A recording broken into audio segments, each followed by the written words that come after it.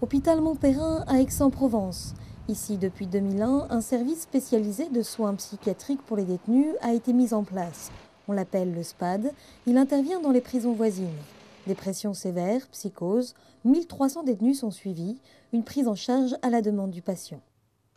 On n'a pas du tout accès aux chefs d'inculpation. On ne sait pas pourquoi les patients sont là. C'est eux qui nous le disent petit à petit quand ils sentent qu'ils peuvent nous faire confiance et qu'alors ils revisitent certains éléments de leur propre histoire. L'état de certains détenus nécessite parfois une hospitalisation en dehors du milieu carcéral, une hospitalisation qui peut poser des problèmes aux équipes soignantes. Dans la mesure où il n'y a pas de structure particulière pour les accueillir, et compte tenu des craintes, il y a souvent ce qui est utilisé, c'est des modes de contention, par exemple la chambre d'isolement. L'isolement, un outil thérapeutique utilisé pour des patients en crise, mais certains médecins dénoncent son utilisation quasi systématique pour les détenus.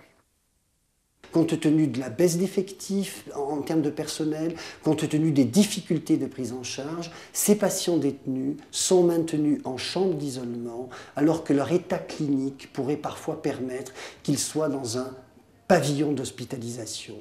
Après leur retour en prison, l'hôpital Montperrin continue de suivre certains patients. Le centre est notamment spécialisé dans la prise en charge des addictions, une aide indispensable pour d'anciens détenus. J'étais dans un engrenage, la volonté ne suffisait pas, quoi. Il fallait que je me fasse aider. Et là j'ai trouvé une équipe et tout qui sont bien occupés de moi. Pendant 18 mois, je suis resté chez eux, en appartement thérapeutique. Oui. Et de là, j'ai tout construit. Aujourd'hui, la France compte 62 000 détenus. La majorité de ceux suivis en psychiatrie le sont en dehors du milieu carcéral.